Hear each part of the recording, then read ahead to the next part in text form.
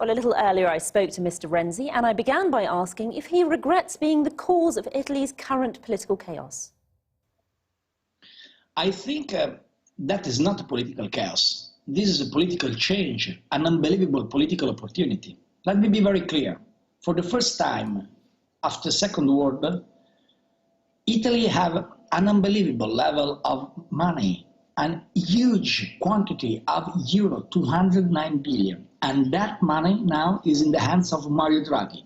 That is not a chaos. That is a great result for the future of my country. You're very well aware, though, that Italian voters have repeatedly turned to Eurosceptic parties in the past because they believe that the EU has failed them. This move will now be seen as you using a manufactured crisis to revive Italy-EU relations through the back door. I know there are a lot of Eurosceptics in the polls, in the votes, but I think it's time to explain to our people Europe saved us with Next Generation EU, 209 billion. Please, that is more than Marshall Plan after Second World War. Let's just talk about the vaccination programme. Italy is reliant on the EU's supplies. The EU is still only getting half the vaccines that they ordered. I think that is the very bad thing from European side. I'm pro-European, and I think President Ursula von der Leyen did a very good job after pandemic. But in that vaccination campaign, probably something doesn't work. Who do you think is to blame for what's happened with the EU vaccination programme? Is it the Commission? Is it the companies? Let me be very clear. I think both. Because probably we made some mistakes in the organization of campaign, also in a level of Commission. I respect Commission for a great job in Next Generation EU, but in vaccination the results are not at the high level as Europe ought to be. Let me just ask you, as a former leader on the international stage, we now have a new administration in the US. Joe Biden has announced that he is ending support for Saudi Arabia's offensive in Yemen. What are your thoughts on that?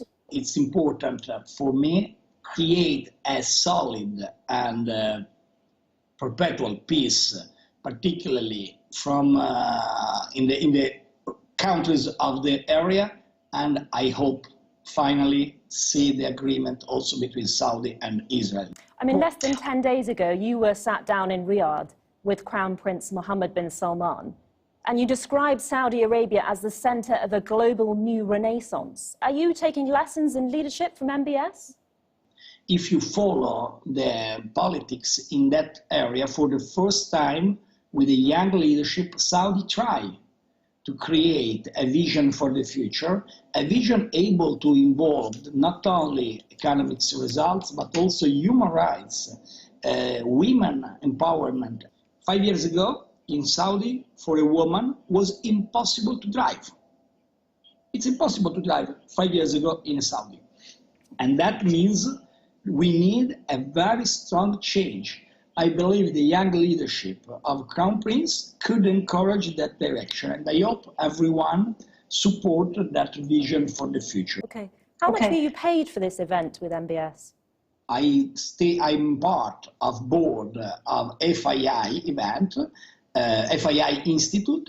I receive in the board, I think, 80,000 euro, maybe dollars every year as a member of advisory board, more or less this normal payment in every advisory board. If you think a man could change for money idea, I think you don't believe in you don't know my story. Well, let me just ask you, to those Italians who are angry that in the middle of the pandemic, when they're being told to stay at home, you flew off to Saudi Arabia. What is your message? During a pandemic, I fly in a lot of countries. I visited in Germany with my family, Berlin and Munich. I visited a lot of countries every time respecting the law. Where is the problem if you respect the law? I visited UK, I visited France, I visited Germany, I stay around the world a lot of times. I don't understand where is the problem. Thank you very much, Matteo Renzi. Thank you for joining us. Thank you.